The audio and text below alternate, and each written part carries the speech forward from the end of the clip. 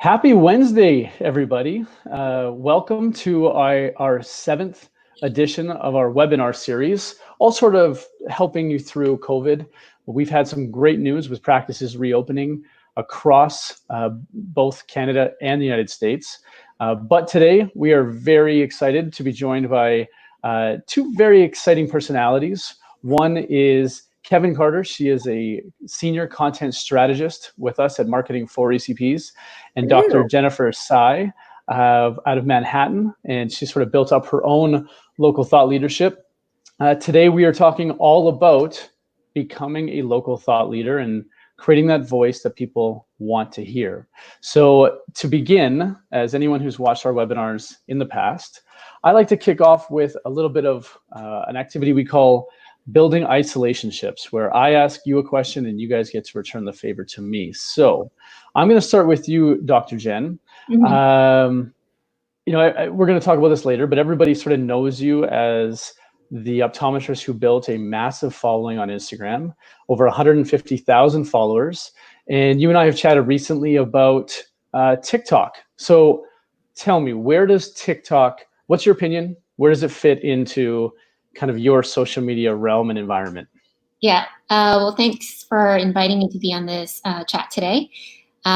TikTok is something definitely that I've been using to fill up my time during quarantine, aside from like seeing patients through telehealth. But I swore to myself that I would never get TikTok. I thought it'd be for 18 and under, kids to use it, to do these silly dances that I can't even dance to.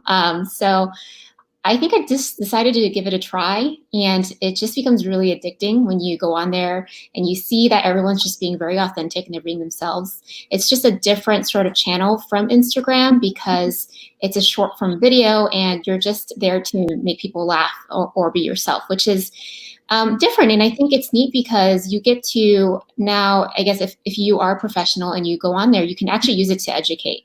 And so what I've been doing is, instead of doing random stuff like dancing, some of it, if I do, it's related to eye care, and you can use it as a way to sort of educate the younger population about things related to vision and eye health. And there's also ways that they come in to find you later on if they're within New York City. So it's been fun. Awesome. And so with TikTok, it's 10-second videos, right? And they just keep going, and then the next one plays. And I know that I downloaded it kind of when quarantine started, and I had to uninstall it because I just went into like a deep hole and couldn't get myself out. And I have a family, and it was too much. So is that what you've sort of noticed? It's like an addicting platform because there's such short videos and they just kind of keep coming one after the other.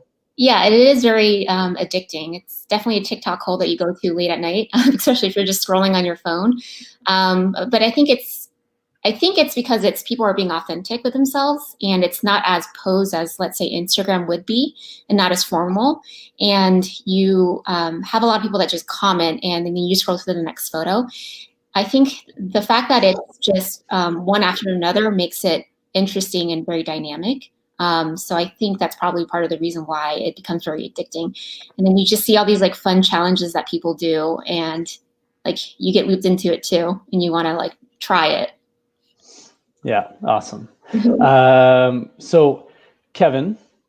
Yes. So I'm gonna default and call you Kaia, and I'll share with everyone why. That when you started working with us, you introduced yourself as Kevin, and I just felt it was I don't know the right word, but there can only be one Kevin in our office, right? So I just what other names do you have, and why Kaia? Where did that come from? Sure. So in my interview, I think it was actually Wade who said it might be a little confusing to have two Kevins, especially if one is our president and co-founder. Do you go by any other names? And I happened to be at the time training to be a professional wrestler, and I'd already picked out my ring name, which was Kaia March. And in wrestling, you only call people by their ring name, even if you know them personally. One of my best friends, his name is Ryan, but I have only ever called him Strife because that's his ring name. So rather than have one name at the office, one name with my family and friends, and one name in the ring, I figured let's just make my ring name my office name, and then I have 2 names instead of 3. So I went with Kaia, and it stuck, and I have been Kaia forevermore. Well, that is what I know you by, and that is what I appreciate you by. I also love, we have videos of you actually throwing a man through a table when you became a professional wrestler. And so one of your many passions and talents. You are probably the most talented person I've ever met in life when it comes to just accumulation of all talents. So thank you. Yeah, thanks for being on the webinar today. My pleasure. And I'm a flip it on you, Sure. ask you a question. And my question would be, let's do something offbeat. What is the most mundane celebrity encounter that you've ever had that you can think of? And it could be like a celebrity in the professional world, or like mundane, like boring? Like, yeah, like you ran into Shaq at the supermarket or something.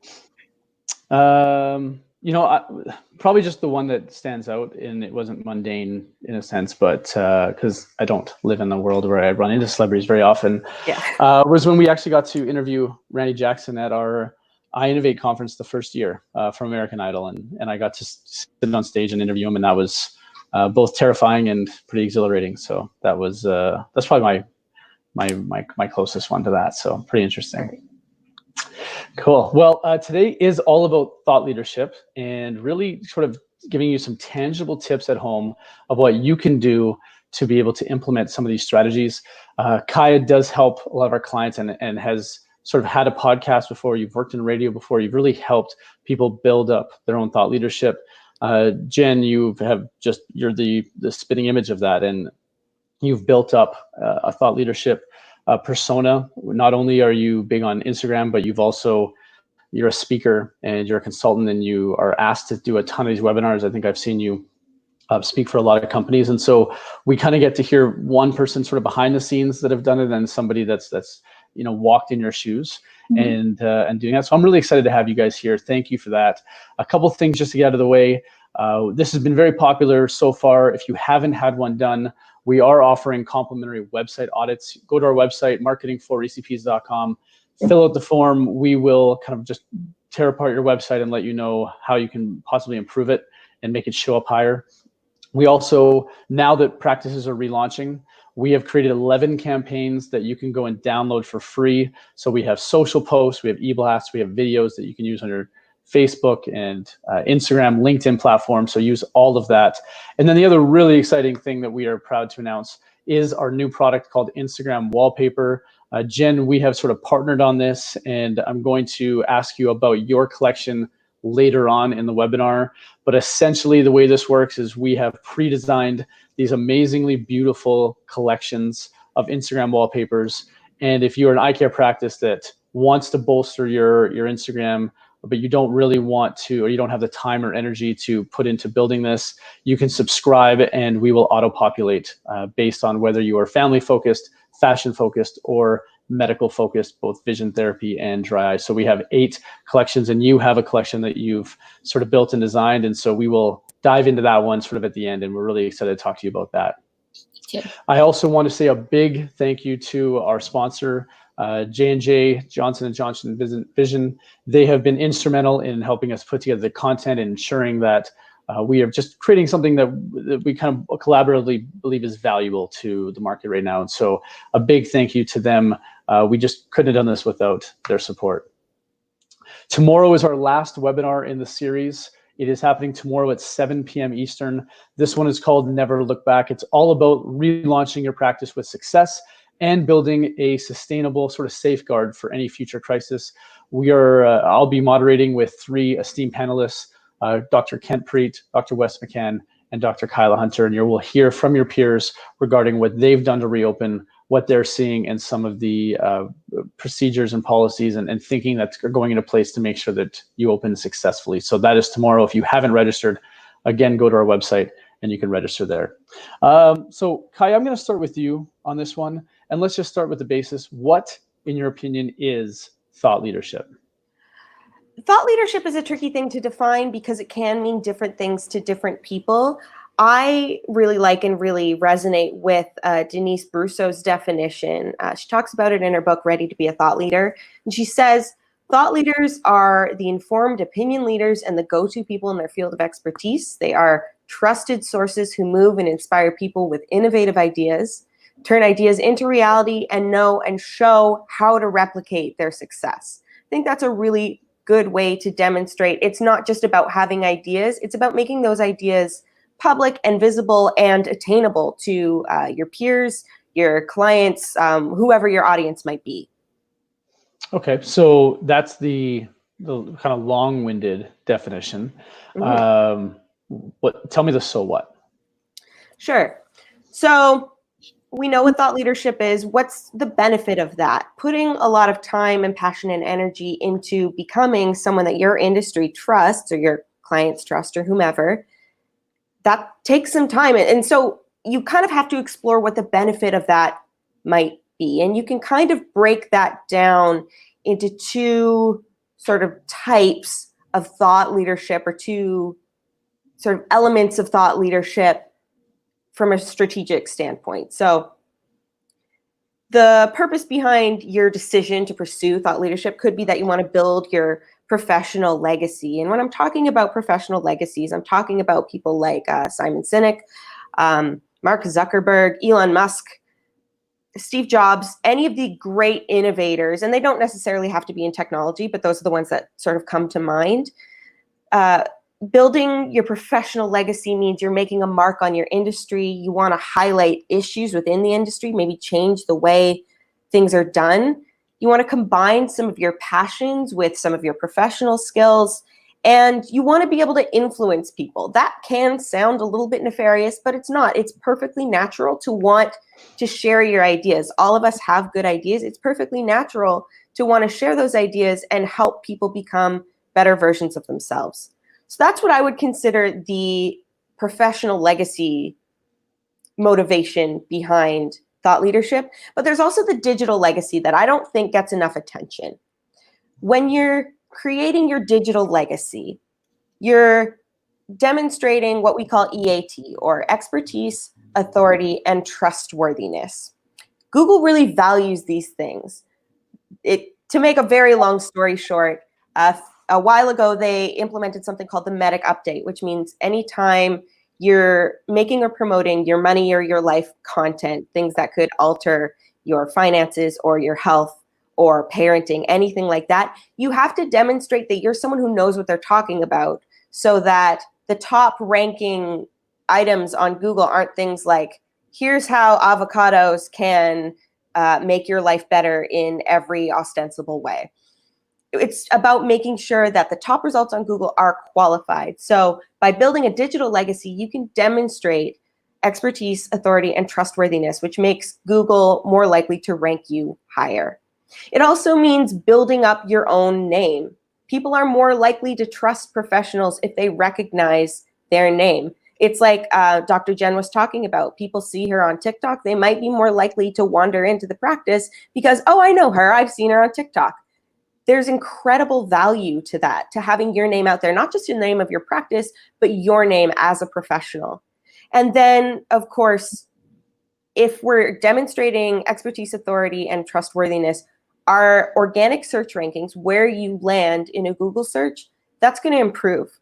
And the higher you rank in Google, the more leads you're going to get to your website. It's as simple as that.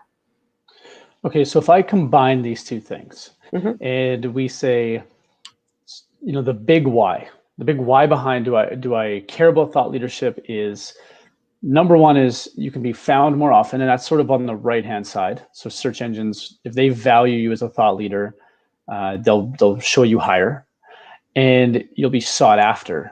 And that's sort of the influencing people, or making a mark on the industry. And so not only are you going to be found more often, but it will help influence the decision to choose you, to listen to you.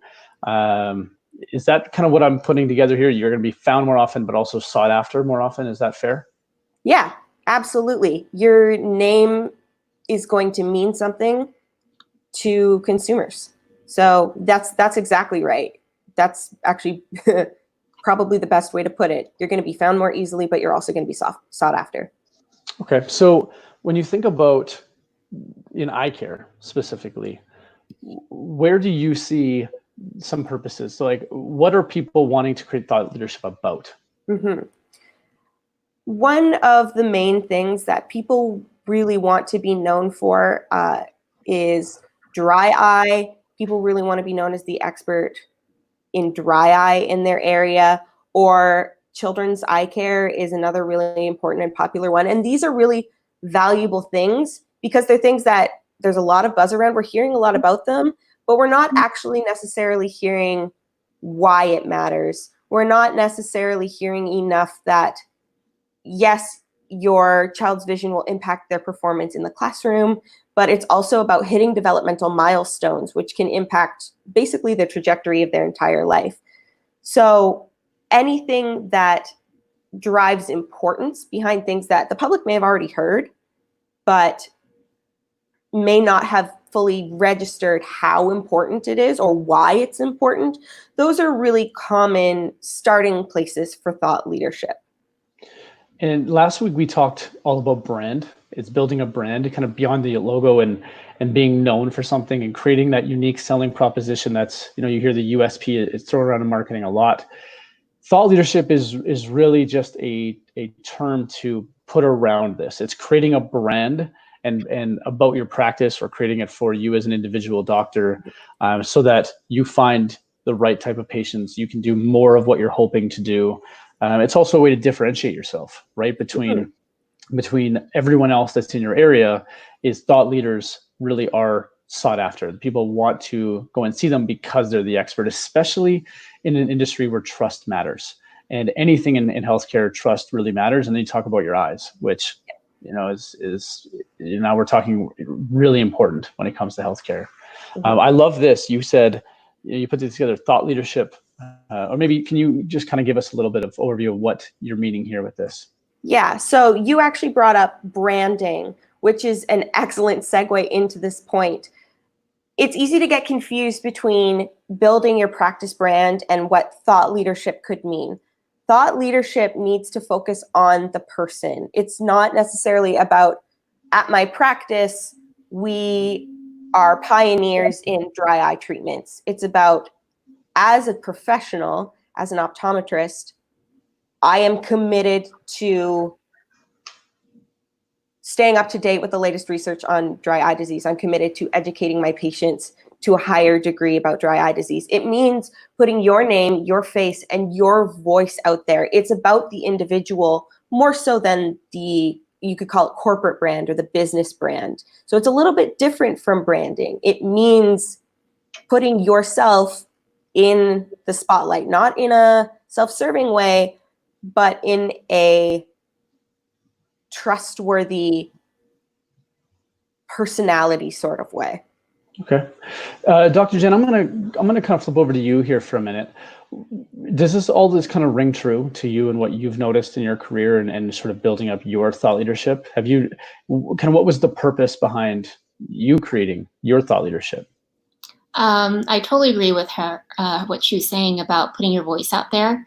Initially, it can be definitely a frightening thing to put yourself out there. You feel like you're kind of putting your personal life out there as well, but that's not necessarily the case. More often than not, patients who do come in through the door, especially if you're trying to bring in new patients, they want to know that you're relatable. They want to know that you're a friendly person. And that usually involves sharing parts about yourself, maybe not related to eye care. And also what she was saying about becoming a key leader in your community is very important. The more you share about what you do and your passions and that you really love eye care, it really comes through and it becomes very authentic. So you're already setting yourself up prior to the patient coming into the door that they know that you're relatable. They know that you're going to be a great knowledgeable doctor based on what you share and that they can also trust you. So I think whether it's like an office or a person, you could always develop that leadership based off of that. So what you were asking was initially, why did I start my social media channel? Yeah. I mean, so I started my page in, I think, my last year of optometry school. And at that time, I don't know if I necessarily knew what I was doing. I think it was just more of, I was trying to relieve stress from schools and exams, and it was like boards. And I just posted fun stuff, and it was your personal page. I decided to really turn it into more of a professional site focused around eye care and me and lifestyle, I think maybe 2.5 years ago. And the reason why I did that was I think I had to get over my initial fear of judgment and what people thought as a professional doctor, being on social media and sharing also parts of my personal life. Would that be frowned upon? Would that look bad? And, you know, when you're in school, you learn about all these things about, you know, how to be a professional and make sure that your patients feel this way. And it's just actually sharing that was very relieving, because I realized there was a huge proportion of the community that felt the same way, and they wanted to be able to share parts of themselves and educate on the platform as a doctor. And finding that voice and really helping to use it to inspire others to do the same thing is what it has turned into for the past couple of years. And then using that as a way to really just educate others about eye care and stuff that maybe people don't know, or they want someone to provide a valuable source for information on. Great. And you use social media to build your following. Kaia, I know you have been more kind of drawn towards just content creation in general, whether it's podcasts or video or blogs. So there's kind of two different ways to do this. I know, Jen, you've really used Instagram as yours and leveraged everything that people go to that channel for, and you've done such a great job in creating inspiring posts. Kaia, you know, when we're talking about consumers in general, though, the people that consume content, what's interesting is I read a report from Google that talked about the pandemic and what's sort of happened, and since the transition of us sort of being at home. How many hours a day would let's just throw a guess out, do you guys think that the average consumer, the average person right now, is consuming content electronically? So how many hours a day do you think that we are consuming content? And that can be anything from reading an article to watching Netflix. I know my phone, my screen time went from like 5 hours a day up to like, I'm sure it's like 9 now. But my guess would be like, this isn't a week on a work day? It's just a day. A day. I would say 5 hours. 5 hours, okay. Kaia? I'm always attached to a screen. I'm an avid content consumer. So I'm going to guess high. I'm going to say 8. So the average consumer has gone up 60% in content consumption to 12 hours a day. Ooh. And 12 hours a day, we are consuming some sort of content as the average. And so when we think about how many eyes are on screen, there's a huge opportunity for digital eye strain and talking about that. Like a perfect example of thought leadership is being somebody locally to talk about the impact of digital eye strain and the impact that can have on your family and all of that. But Kaia, I'm going to jump to you on this one. Mm-hmm. What are consumers really caring about right now? Well, when I talk about thought leadership being about you, about being a person rather than a corporate brand, there is a good reason for that. And it's because consumers right now are craving authenticity. My mentor, Cam Martell, often says, like, we're in a world of fake news and fake reviews and fake nudes and everything is fake. We're looking for something real. We know that clickbait is out there and we're very wary of it, but we don't always know who to trust. But we do know that people are way easier to trust than businesses. In my research, I found 60% of consumers say user-created content is way more trustworthy than brand-created content. We're looking for human connections right now. Even if we don't feel like we are looking for human connections, not brand promises. That's why influencers are a big thing right now. That's why YouTubers whose whole job is to create content, that's why that's popular. We're looking for human connections. So positioning the person as the thought leader empowers you to share your opinions, and it also puts weight behind your message. Users know that if you're in the spotlight, if you're putting your name and your face and your voice behind your message, you have to stand behind what you say. we live in a time of cancel culture. So if you don't mean what you say, you're not going to get very far. And consumers know that. So if we kind of rewind this back a little bit, we live in a world right now where more eyes have been on screens consuming content than ever before. We know that people are looking for user-generated content. They're looking for brands to trust, and they have more choice and selection than ever before. To me, thought leadership is really the solution to all of this. It is putting yourself out there to say, trust me, buy from me, choose me, because I truly am an expert. I know the most. And really, it's just putting yourself out there to showcase what you know. Similar to this webinar of what we're doing here, we're trying to relay some expertise. There's no reason why everybody watching this right now can't utilize the same strategy for their business. And regardless of the industry, we know that this works. You talked about Elon Musk as one. You know, Oprah has been a thought leader forever. She uses completely different forms of content creation, but she uses all these different platforms to create that thought leadership, and it's working. Jen, is this, in your opinion, in your experience, is this sort of held true, especially in Instagram world where, you know, there's Instagram and Reelstagram and there's, you know, all of that sort of stuff? How much do you agree with Kaia's statement here that consumers really are craving authenticity and you being you? It's definitely very true. I think that a lot of people find that if you're putting yourself out there and you put your face on it, then you have to stand by what you say, because you don't want to make a mistake, and that obviously has an impact on your reputation.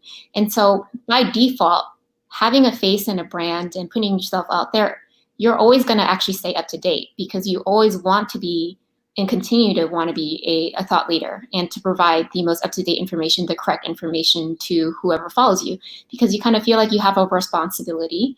Kind of like if you educate people in your exam chair, you want to share the correct information. So I know that like at least 60% of users, this is prior to COVID, they found products and services and doctors based off of Instagram.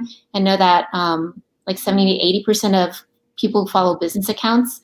But prior to like COVID, I think at least 50% of people felt comfortable seeking information online. So I think being able to share authenticity is really important. And from my personal experience, when I share content where I include my bad days that I have, it's really well received.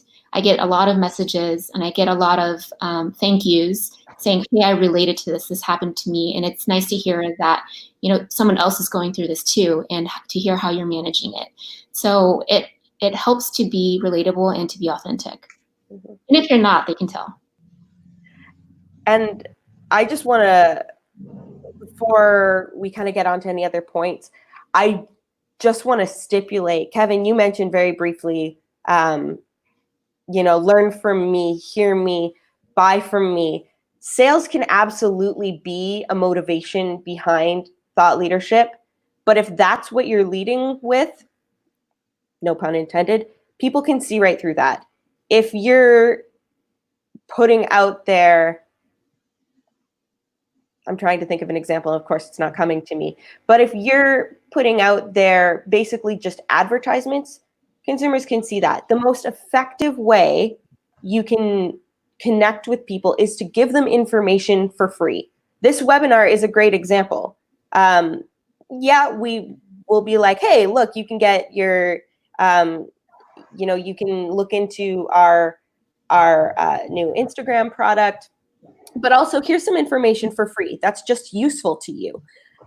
Everyone wants to buy, but no one wants to be sold. So if you're focusing on just providing information, or if you're more of a thought leader in terms of lifestyle branding, like Dr. Jen, just putting yourself out there, good days and bad, without any at least obvious ulterior motives, people will really connect with that. So we have to be careful with thought leadership, because if it's clear that our motives are to sell, people can see through that and they're going to move on. But if it's just like, look, I'm passionate about this and I know this and I want to help you, people will come to you to buy from you because they already trust you. Yeah, absolutely. So let's talk about, okay, so, you know, you've convinced me thought leadership is the way to go. Now what? How do I start? Sure. So there are kind of, in content creation in general, there are some cheats, I guess you could say. And it's always, if you get stuck, start with your who, what, where, when, and why, and how. So in this case, let's go through those questions. What does thought leadership look like for me? Who do I want to reach? Who do I want to share my expertise with? And why should they care? Where can I find them? And how do I want to express myself? So those are the very basic, high-level overview questions you want to start with, but we can break that down even further and get a little bit more specific with those questions too. So, yeah. No, go ahead. No, keep going. To me, when I look at a list like this, just like we're talking about marketing budgets, just like we're talking about marketing plans weeks ago, just the planning is so essential to success. And so, we hear people go, I want to attract a different type of patient. I want to be known in my area for this. These 5 questions to me are kind of the beginning and the foundation for everything. And so just sort of reiterating what you're saying, taking a second, writing this down, both, so either as the person, the doctor, or the practice, the brand, the business in general, I think it's important to know this, and it should help sort of formulate your strategy moving forward. Mm-hmm. So let's start with the what. What does thought leadership look like for me? And these are some of the questions that often seem very random and very weird, but they're questions that I pretty much always ask practice owners when I'm working on establishing thought leadership strategically for them. And so who do I look up to professionally and why? It doesn't have to be in your field. For example, I look up to Kristen Cherko. She's a content creator, but she's not a marketer. But I really appreciate the way that she connects with people. I think the content that she makes is very different. I think she's very authentic, and I really look up to her. So that can almost be a model for, okay, how do I want to conduct myself? What do I know that my contemporaries don't? This doesn't have to be like, oh, I participated in this study and now I have this clinical knowledge. What are you doing that your contemporaries aren't doing? What have you figured out that you think more people need to know? What does my industry need to change? This question sounds very divisive. I'm not suggesting that you try to overthrow the system, but there's a good chance that there's something that your industry could be doing better. And all that needs to happen is someone needs to say something. Someone needs to go, hey, we're not paying enough attention to concussions. Optometry students should get more training on concussion diagnosis and management and the way that impacts the visual system. Things like that, those are important conversations that need to be had. Then what other skills and areas of expertise do I have? For Dr. Jen, she's a genius in terms of connection. She's so great at fostering connection. That's a skill that she already has. And so it naturally lends itself to her thought leadership in that she can create content that makes people feel something, that makes people feel connected, and create this sort of lifestyle brand that people want to be a part of. It does not have to be something that you're like, yes, I see how this connects to my industry. If you're passionate about local business, you can invest in your local business scene. That's not the right terminology, but you get it. It can be anything. Defining yourself as a local thought leader, even if it's not directly related to optometry, will benefit your optometry practice. Then why am I passionate about this, and why should others care? Everyone has things they're passionate about, but so what? It's a tough question to ask yourself, but if you're going to be successful, you need to determine why others should care. Then what learning has made the biggest impact on my career? This doesn't have to be something like, and then I learned about myopia control and wow, that really opened up my eyes. No, it could be, taking a few minutes with patients to make sure they understand what I've told them completely changes the way I conduct my examinations. It could be something that you've just figured out from your day-to-day work, and it has completely changed the way that you practice. But it's important. that you track those things and go, I figured this out. Has anyone else figured this out? Because it's worth mentioning. Those are some of the questions you can ask yourself to sort of get started honing out, okay, what am I passionate about? What do I want to share? Yeah, and I think one thing that's important to note too is being a local thought leader does not mean that you have to be the utmost expert of that one particular topic. Nope. You know, we just had an example talking about blue light. There's so many things that optometrists learned in school and have learned since, and as medicine changes and just advances, you are already a thought leader. People come to you for their eye health and vision, and if you're an optician, they're coming to you for eyesight and also the fashion side, and making sure that their needs, they're coming to you because they have these needs.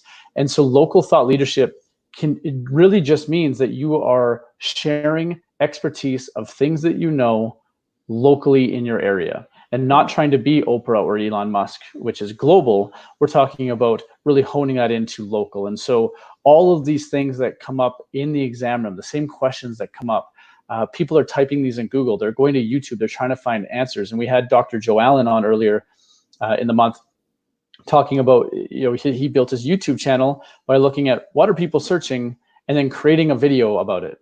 And so he's created his own thought leadership using video, but just answering basic questions. I think that's a pretty kind of good way to frame everything, is what do you wish people knew more about, and answering them. I love these questions here. It always, every week, it seems to always come back to part of the process is understanding who am I trying to reach? And so can you talk a little bit about why that's important here? Yeah. So it's really important that you know who you're talking to. You already have expertise that you can share with people.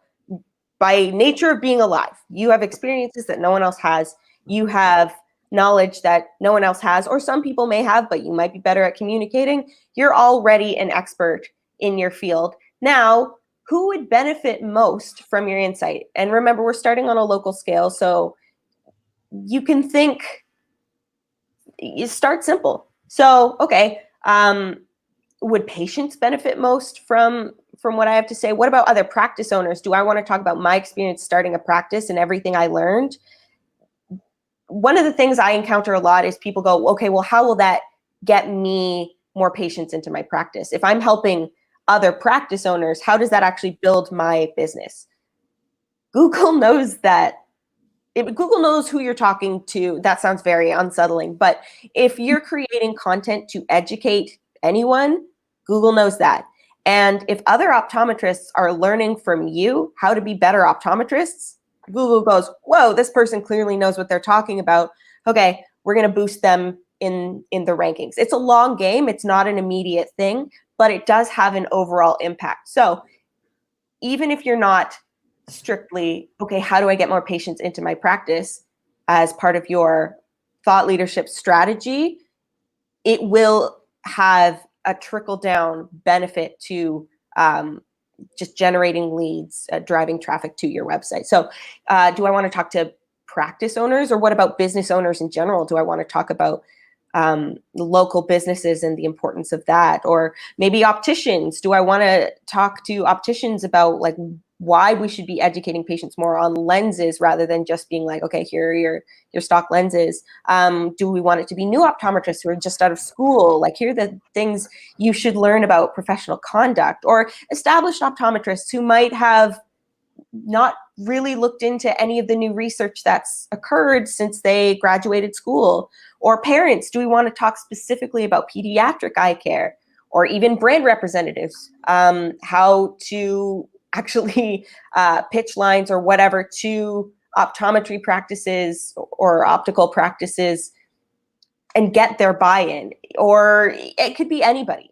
It doesn't have to be brand specific, but you do need to think, okay, what's my skill set? What's the information I want to share? Who does that benefit most?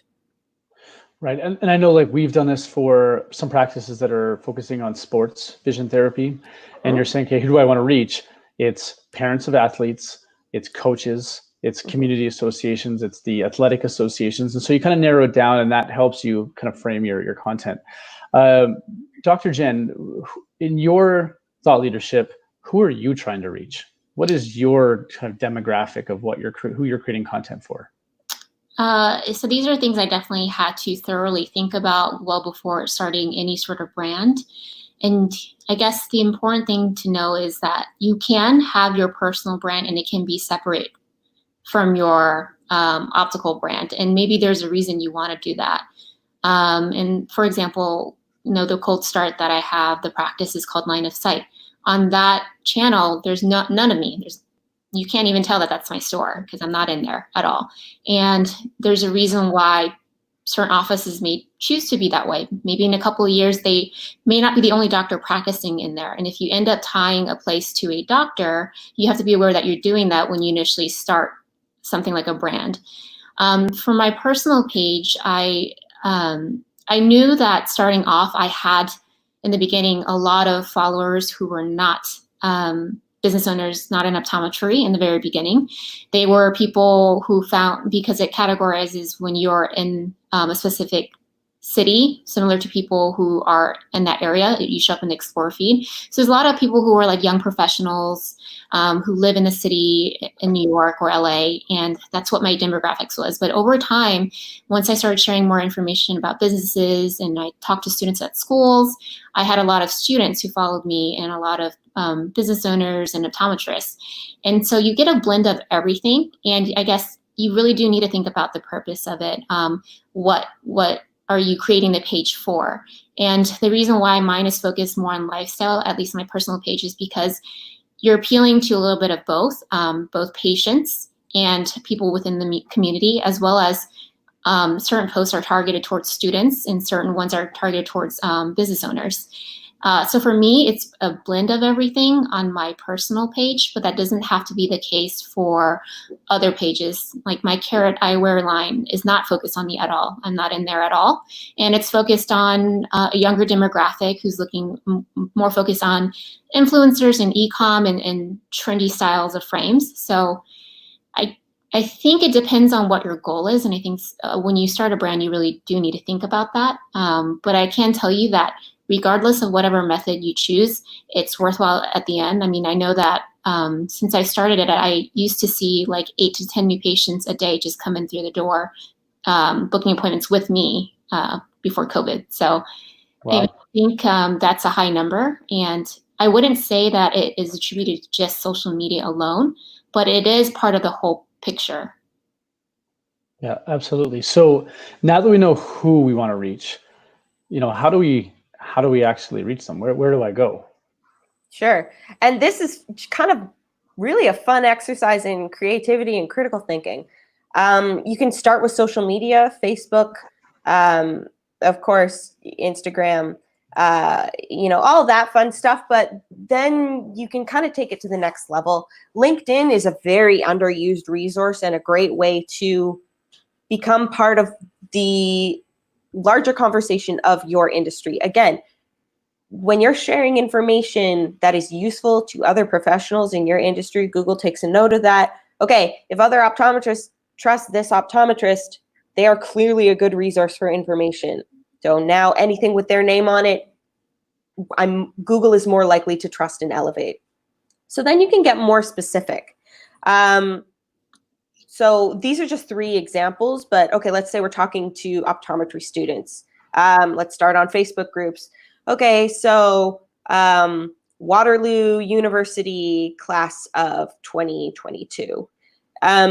Okay, great. So that's a great place to be like, hey, I'm an established optometrist. I put this together, this blog or this slideshow or this something of like 5 things you need to know before you get your first clinical job, something like that. Thought it might be useful. Here you go. Share it with students. Now you're building an audience. I found optometrystudents.com is a really good site. Depending on the time, anyone can create a profile and submit content. Right now, they're not accepting. I just checked last week. Right now, they're not accepting any new registrations, but it does seem to open up sort of depending on the time of year. Industry podcasts. I've run 2 separate podcasts, and I can tell you we are always looking for ways to do less prep.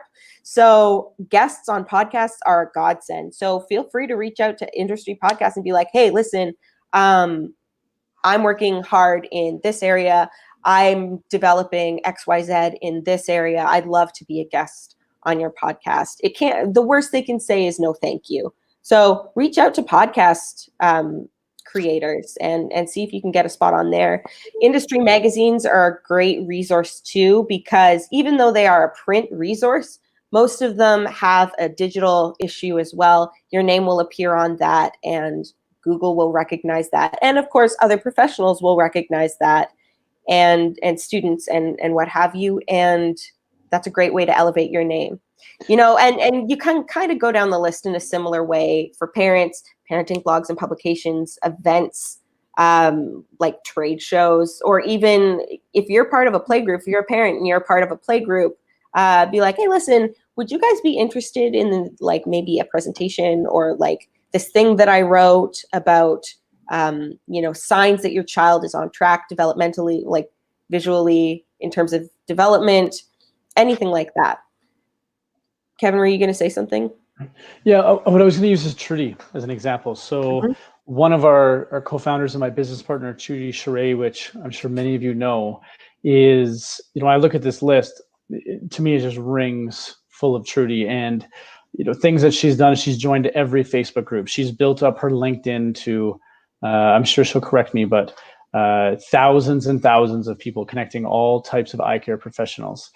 She has reached out to every industry podcast, and you know, we're huge partners and fans of Try Not to Blink podcast, as well as industry magazines. And you know, I know that Trudy for probably the last 10 years has had a regular column in various industry publications, and it's just because she reached out and said, this is my specialty, whether it's HR, it's sales, it's marketing, and people are looking for content. And so sort of she built up her brand name by, you know, working hard and going through all these different avenues, and it's worked out really well for her. There's no reason why, looking at this list, anybody locally can apply the same type of strategy to trying to build up their thought leadership.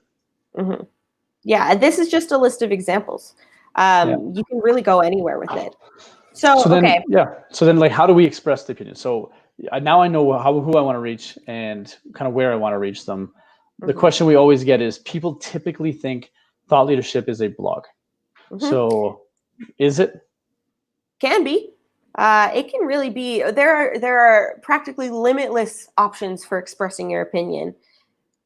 So what works best for you? What are you best at? If you're a great talker, but writing's difficult for you, you're not crazy about it, vlogs or videos or podcasts would be a great option for you, especially if you're energetic and engaging, which can be hard to gauge for yourself, but ask people and ask them to tell you the honest truth. Like, would you listen to me talk for 20 minutes about XYZ or 15 or whatever?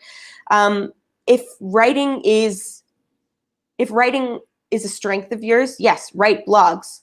Do some research. I could go on for a whole hour on how to write an effective blog, but you know, do some research or hire a good ghostwriter to do that for you if you don't have the time.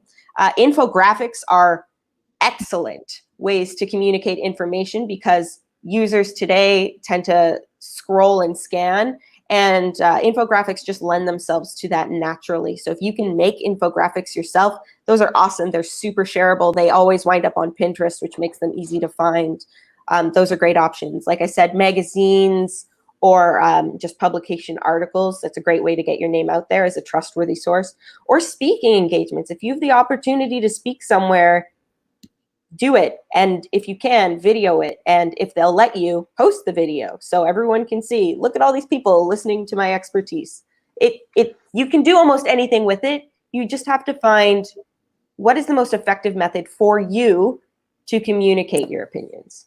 So Jen, yours seems to have been really caught with Instagram and photos, but you're an excellent speaker. You're very relatable. What sort of mix, like what have you found has been the most effective for you? What's the one you prefer the most? How have you applied this question to your thought leadership? I've tried close to everything. I think it's just where you want to invest your time. Part of it is what are you good at and what are you invested in learning. Every skill set that you'll ever have in life is something that you may suck at in the beginning, and then over time you become better and better, just like riding a bike. Like for example, my YouTube, I just started on it during quarantine as well, and I'm pretty sure I deleted my drafts like 5 times, and I had to re-record everything because I didn't know how to save something to convert it into like Premiere Pro. But this is all like a learning process. You learn and you practice. But there are some things that I think naturally you might be better at, or you just feel more comfortable doing. So initially I love photography. Initially my page was focused on travels. So naturally it has to do more of still photos and having a short conversation in the caption, which can turn into a conversation when you engage back with them. Blogs, I'm not the best like long-term or writer. I think it's harder for me, so I don't necessarily have a blog. I have a professional site where I share my services that I do and articles that I'm in and maybe just short information, but writing blogs is not so much my style, but it could be for someone else. Podcast is definitely something I enjoy doing because you can just have conversations one-on-one with people, but it's not, I wouldn't say that I would invest my full time and effort into creating my own podcast for that. And speaking engagement is great because it's just in person, and whenever I meet people in person, I feel like it definitely, it's just a different dynamic, and I enjoy talking to people that way. So did I answer the question?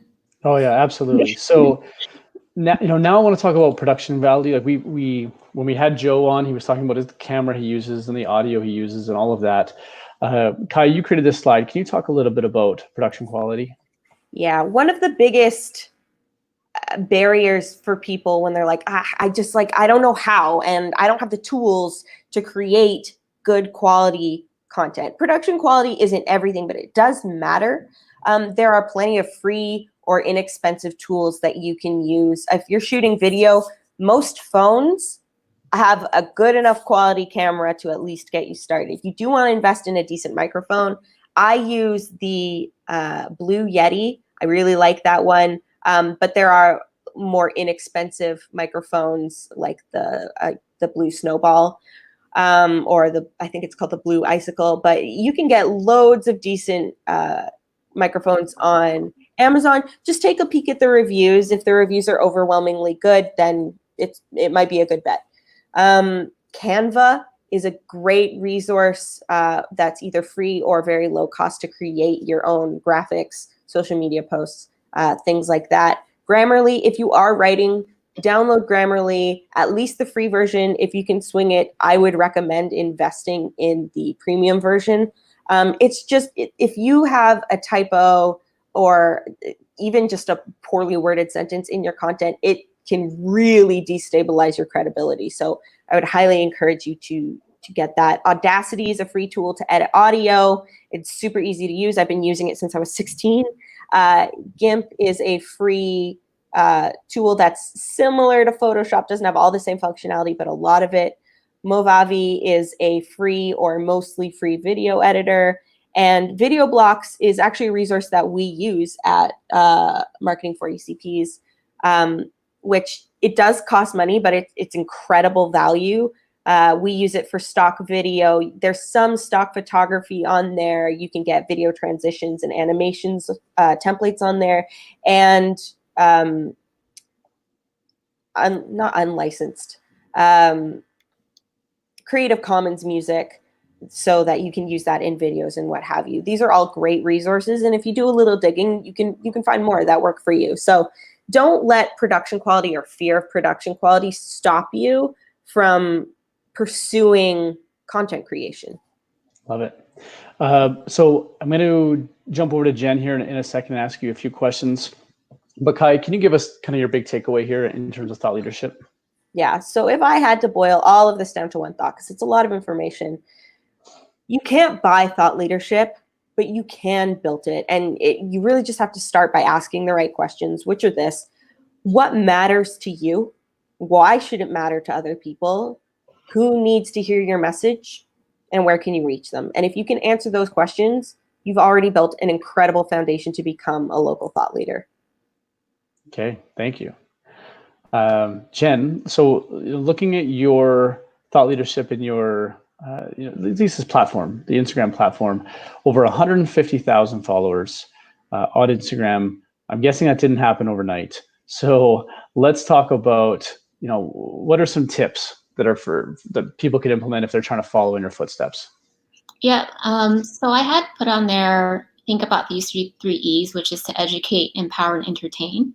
It's just easy to remember. And what it means is these are the three main reasons why people connect to each other or follow each other or relate to each other. And the first one is about education. I'm sure you guys follow accounts like CNN or some news site where you just get up-to-date information, especially with COVID.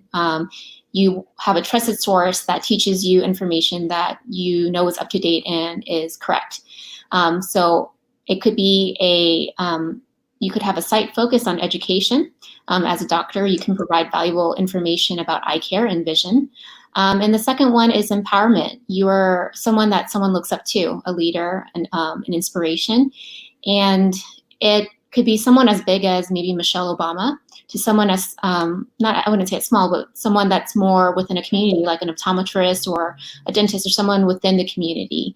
Regardless, you are inspiring others, because if other people are following your path, or they find that, what you're sharing relates to them, it really helps, and they'll definitely follow you for that, because they'll want to know, like, okay, what's next? What is she going to post next? Or what is he going to post next? I want to stay up to date.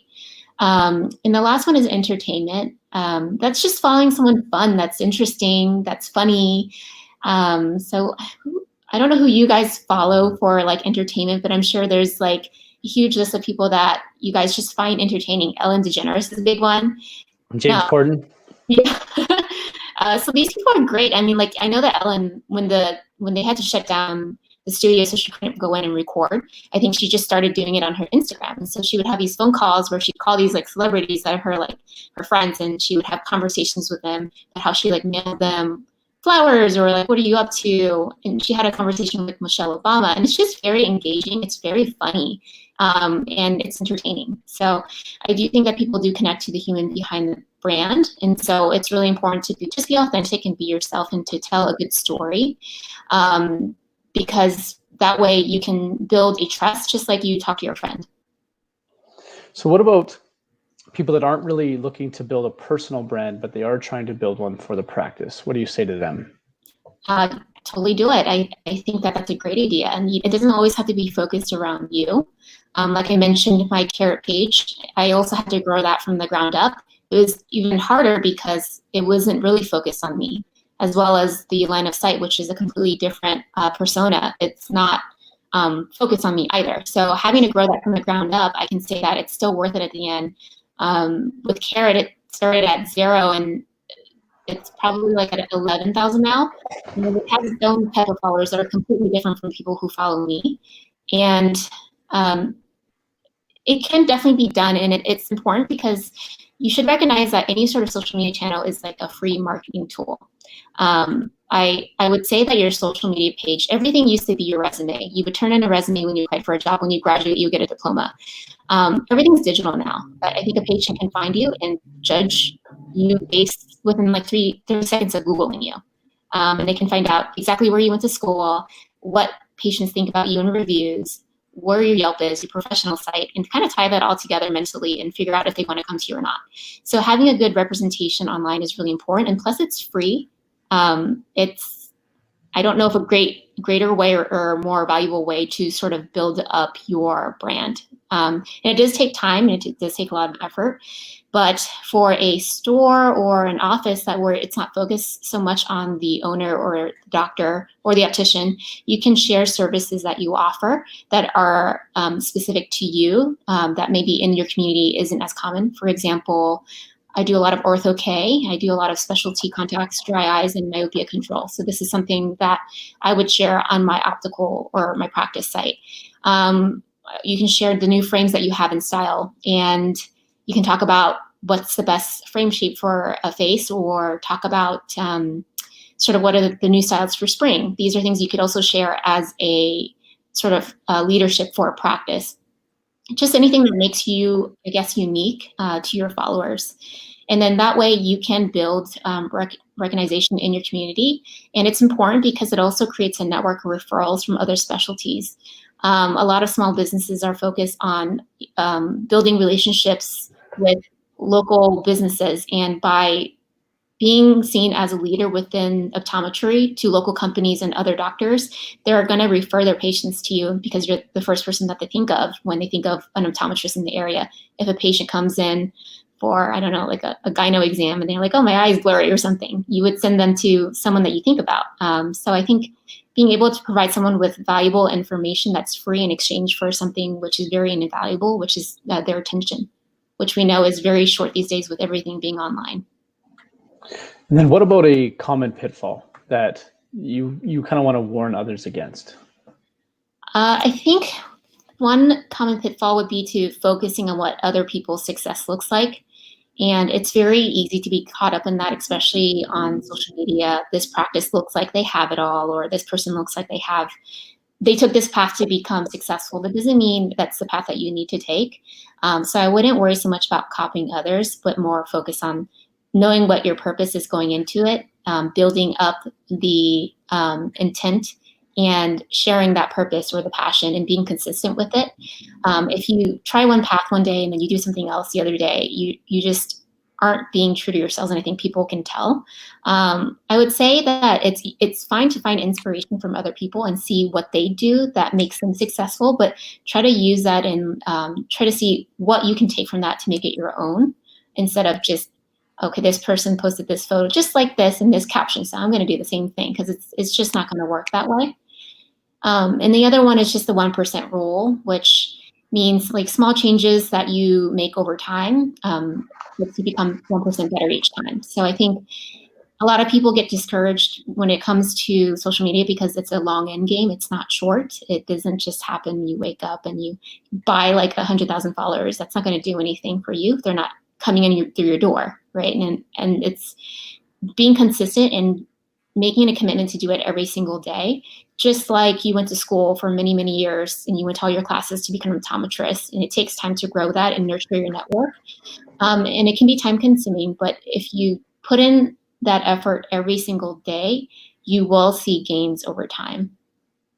I love the 1% rule. I heard you say that when you joined us at our marketing conference last year. And so that has always stuck with me. And I think it applies to so many things just beyond social media. So thank you for that. And, I think now I'd love to talk about the Instagram wallpaper and your line Fashion. For those that are just seeing this for the first time, a new solution that Marketing Frisbees has put out over COVID. We went to work when all of this happened and said, how do we support the industry with something a little bit more innovative and valuable? We've launched this wallpaper product. And essentially what it is a subscription-based Instagram feed. So we have a design team. They create different personalities, different personas for each design. And then you, as a practice, you subscribe to it, and your Instagram feed is populated with a beautiful collection that is really, handmade and purpose driven. And when we are creating this, I think it was a natural fit, Jen, to work with you. And so we collaborated together and created your own collection. So this wallpaper, you'll have your own collection, the Dr. Jen and Juice collection. And this one is, the wallpaper is called Fashion. So can you give us a little behind the scenes look at the why? Like, who is this for? What can they expect to see? If somebody wanted to subscribe to your wallpaper, what can they expect moving forward? Yes, this has been so much fun to create with you guys. I know that I was working with a few of your a few of the people on Marketing for ECPs to create this. In the beginning, it was just, I felt like I was kind of like starting over. Instead of working towards building my brand, I was like, wait, I needed to distill it into pieces. What is my concept, or what is my brand focus on, and how can I convey that in a way that we can share that with other people who may want to use a similar inspiration? And so we created something where I feel like it is aesthetically very pleasing. It's beautiful, it's captivating and engaging. And it has an emphasis on eye care. So not every post has to be focused on eyes, but it kind of all relates, and it kind of blends in well together. And I think that's what makes it captivating and inviting, because like she was saying earlier, having a site that's constantly advertising is not, very inviting to someone to follow. But having a page where you can blend sort of a lifestyle and the practice or personal personality into it, it makes it a little special. So it's definitely created because right now, especially post-COVID, we realize the importance of having a social media presence in our digital world. And we wanted a way to be able to provide social media content to offices and doctors who elevate their own brand identity. And this way they can grow their practice and get new patients through the door and connect with their current patients. So it's for anyone who is in the optical world, optometrists, opticians, optical practices, even students who are optometry students who are looking to grow their page. I would say that many practices are within healthcare. Healthcare, I feel like, is a little behind on creating marketing.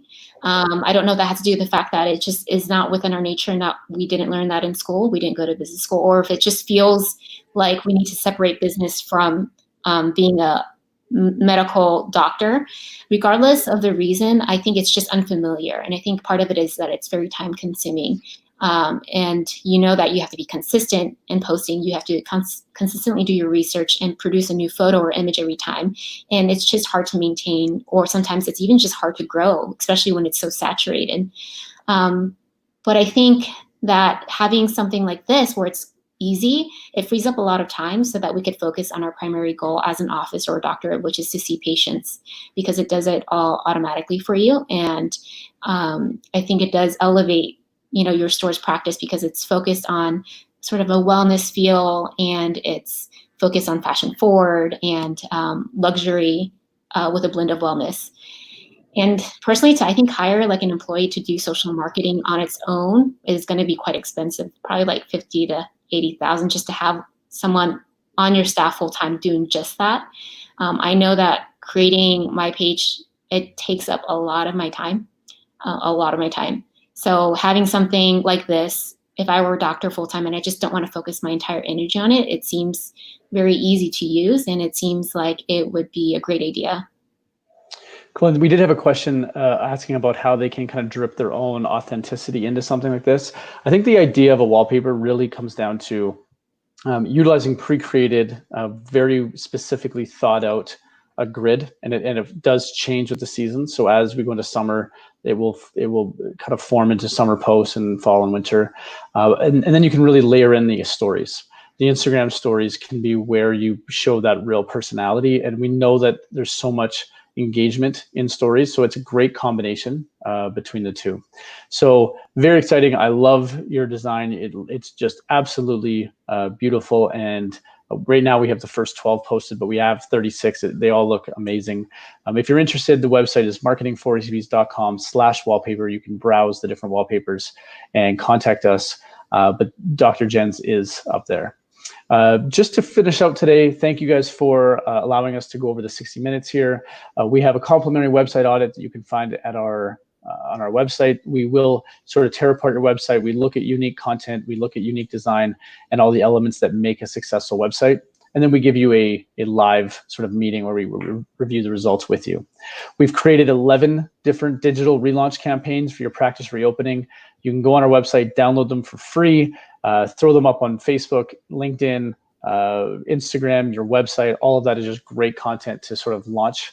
And tomorrow is our last webinar in this series. So for those of you that have received email after email from us, thank you. That pain is over. And we are now going to our final webinar tomorrow, and it's called Never Look Back. And it really is about launching successfully and safeguarding for the future. So please join us tomorrow. That one's a different time. It's in the evening, 7 p.m. Eastern, 4 p.m. Pacific.